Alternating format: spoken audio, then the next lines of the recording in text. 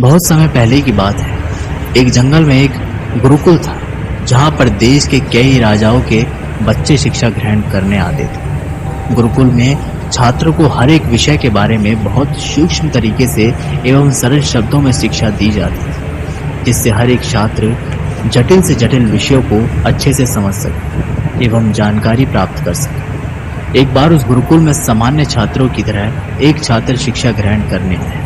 वह छात्र किसी भी चीज को बहुत जल्दी समझ नहीं पाता था। उसे चीजों को समझने में काफी समस्या होती थी। वह छात्र काफी समय तक गुरुकुल में रहा एवं गुरु के द्वारा दी जाने वाली शिक्षा ग्रहण करने लगा। काफी कोशिशें करने के बाद भी वह गुरु जी के द्वारा बताए जाने वाले जानकारी समझ नहीं पाता।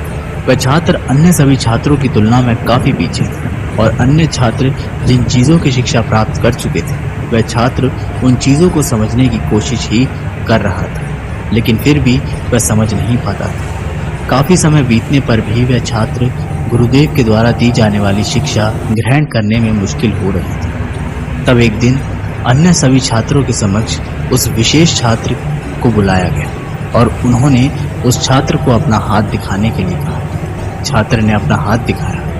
हाथ देखते ही गुरुदेव ने उस छात्र से कहा, तुम्हारे हाथ में बचपन से ही शिक्षा की लकीर नहीं है, अर्थात तुम कभी भी शिक्षा ग्रहण नहीं कर सकते। ये बात बताते हुए गुरुदेव ने अपने अन्य शिष्यों के हाथ की लकीरें भी उस छात्र को दिखाई। जैसे ही उस विशेष छात्र ने अपने हाथ की लकीरें अपनी सहपाठी छात्रों की तुलना में भिन्न देखी, उसी क्षण उस छात्र ने एक चाकू लेकर गुरुजी के समक्ष अपने हाथों में गहरी शिक्षा की लकीर बना डाली और गुरुदेव से कहा, देखिए गुरुदेव, अब मैंने खुद से ही अपने हाथों में शिक्षा की लकीर बना ली है। उस छात्र का हाथ पूरी तरह से खून से भर गया।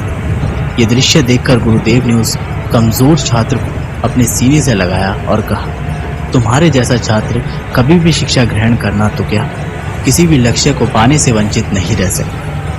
इस कहानी से हमें सीख मिलती है, यदि कोई छात्र शिक्षा ग्रहण करना चाहता है तो वह अपनी दृढ़ निश्चय से किसी भी शिक्षा को ग्रहण कर सकता है, भले ही वो अन्य छात्रों की तुलना में कमजोर क्यों ना हो। हमारे सामान्य जीवन में भी हमें अक्सर देखने को मिलते हैं कि कई ऐसे छात्र होते हैं जिन्हें स्कूल में एक ही विषय को 10 बार बताने के बावजूद वह चीजें समझ नहीं आती, लेकिन और इससे परेशान होकर वह छात्र आगे चलकर पढ़ने से ही अपना इरादा बदल देते हैं।